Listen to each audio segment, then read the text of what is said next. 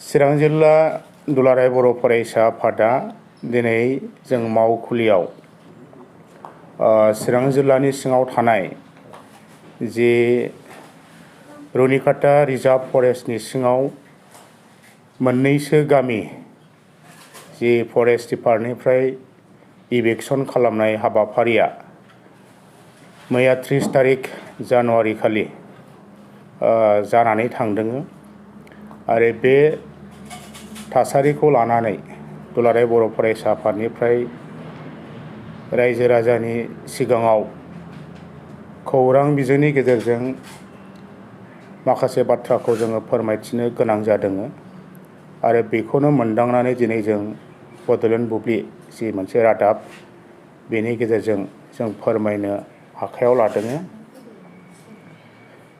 जाथायखौ खोनानानै दुलाराय बर' फरायसा आफादनिफ्राय जाथायनि सायाव जोङो बिजिरनाय जादों आरो बेवहाय जोंनि मावथिफोर जोङो लगे लगे बिथं भाबै खौरां लानाय जादों बाहाय बोरैहाय जामारदों जाथाया बेनि सायाव आरो खौरां लानानै जों दिनै धैर्य सहकारे जोङो माखासे बाथ्राखौ जोङो बुंनो सिगांदों। दा बेवहाय जोङो नुनाय बायदिब्ला मोननै गामि थोंजोङै गलगथा होननाय गामि आरो मोनसे खलबारि होननाय गामि बेवहाय इभेक्सननि हाबाफारिया जादों आरो बाव जोङो धैर्य मथे जोंनाव रोखाया बेनो जादों जे गलगथा होननाय गामियाव गासै 32टा न'खर दङ आरो बे गामियाव 131 जन 131 सा सुबुंफोर जों मोननाय जादों आरो गुबुन मोनसे गामिया जादों नं 2 खलबारि बेवहाय गासै न'खर हिसाबै 54 न'खर जों मोनदों आरो बेवहाय गासै सुबुंनि अनजिमाखौ 280 जों मोननो हादों। मोननै गामिजों गासै सुबुंनि अनजिमाया 411 जों मोननो हादों। दा बेवहाय इभेक्सना माबोरै जालायखो बिसिम जों नायबिजिरनानै नुबाय जे जोंनि बे चिरां जिल्लानि सिङाव इन्ड' भुटान बर्डार बे बर्डारनि गाहाय खोला साइडआव जोंहा रिजार्भ फरेस्टआ गोदोनिफ्राय मैयानि जि मोनसे इभेक्सननि जि हाबाफारि बेवहाय जोङो जायफोर न'खर बा बिथांमोना इभेक्टेड जाबाय बिथांमोननि जि बाथ्राखौ जों खोनानो मोनदों आरो बिथांमोनजों सावरायलायनानै जों बुजिनो मोनदों। बिथांमोना स्पष्ट भाबै बुंदों जे थांनाय 2016 निफ्राय बे ओनसोलाव माने हाग्राखौ सिफायनानै संसार जानो लाफैदों। दिनैसिम जों हिसाब खालामा 7 बोसोर जाबाय। दा बिथांमोना जाय बाथ्राखौ बुंदों जों बाहाय जों आपिलसो खालामनो लुबैदों। दहाय एसे सिगाङाव बुंलांनाय बायदि जोङो सुबुं माहारिया जों थांनानै थानांगौनि थाखाय जोङो गोथौयै बा गोलाव समनि थाखाय इयुनखौ जों नोजोर होनांगोन। दा बेखौ नायनानै दिनै जों जेरै गोसो एरै जों साननानै हाग्रामा ओनसोलखौ सिफायबाय थानायाबो दिनैनि दिनाव बेसेबां थार जागोन बेखौ जों निजा बबिया गाव गावनो बेक्तिगत साननांगौ दिनै सम जादों। मानो होननानै बुङोबा दिनै मिथिंगानि जि खैफोद बेजों दिनै सुबुं माहारिया थोंजोङै जोङो मोगा मोगि जाबाय थादों आरो दिनै जों जि लेभेलाव मोगा मोगि जादों थासारिखौ फैबाय थानाय समाव बांसिनै जागोन।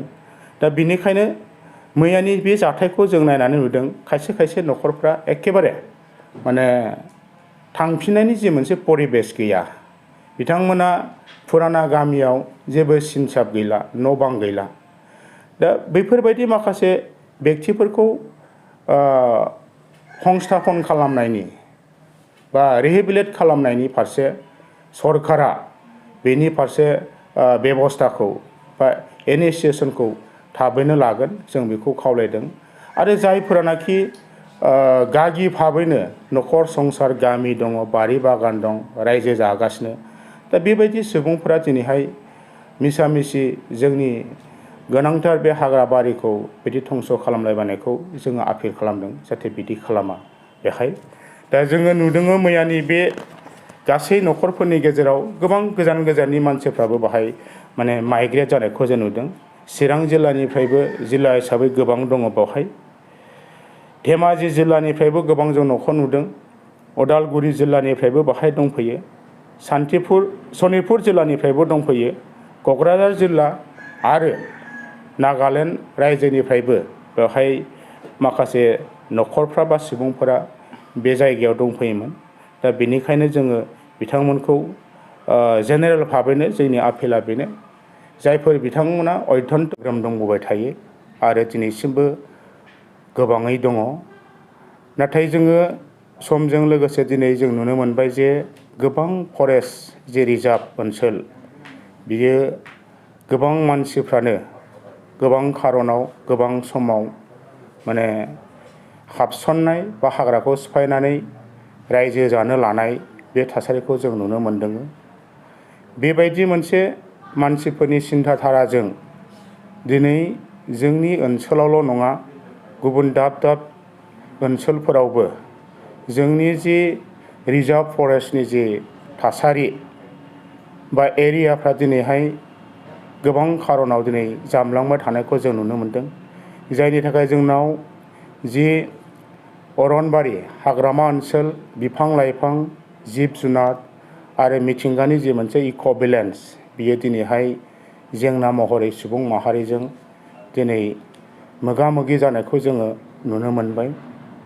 दा बेनिखायनो दिनै बे समाव चिरां जिल्ला एबसुनिफ्राय जोङो बेखौनो फोरमायनो लुबैदों मैयानि जाथायखौ लानानै जि जायगायाव दरनै गामि इभिक्सना अलरेडि जाबाय आरो जों खोनानाय बायदिब्ला बेवहाय बेजों लोगोसे साखाथि फाखाथि गोबां जायगायाव हाग्राबारिखौ सिफायनानै गोबां सुबुंफोरा माने रायजो जानो लानाय न'खर फाथिनाय बेखौ जों खोनानो मोनदों।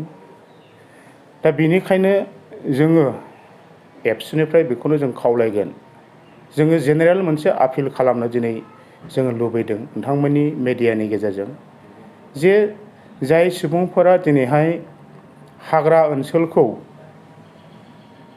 खुनु नियम निथि गैयालासिनो खुनु मोजां मोनसे सिन्थाधारा खालामालासिनो जे जेरै गोसो एरै हाबसनहैनाय हाग्रा एरियाखौ सिफायनानै माने लानाय बे हाबाफारिफोरखौ जोङो दुलाराय बर' फरायसा आफादा जों खावलायगोन जे सुबुं माहारिया थांनानै थानांगौब्ला जोङो हाग्रामा ओनसोलखौबो जोङो बासायनानै दोननांगोन।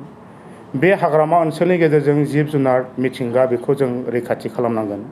जेरै गोसो एरै खालामबाय थायोब्ला जोङो बिनि जे मोनसे मोगा मोगि जों सुबुं माहारिया फैबाय थानाय समाव जों गिथाव बाथावै जोङो बेजों सौसिनांगौ जानानै फैगोन। बेनिखायनो दिनैहाय जोङो डाटा बायदि मोननाय बायदिब्ला खायसे खायसे सुबुंफ्रा दिनै बिथांमोना मा सानदों जों बुजि मोना। फुराना गामियाव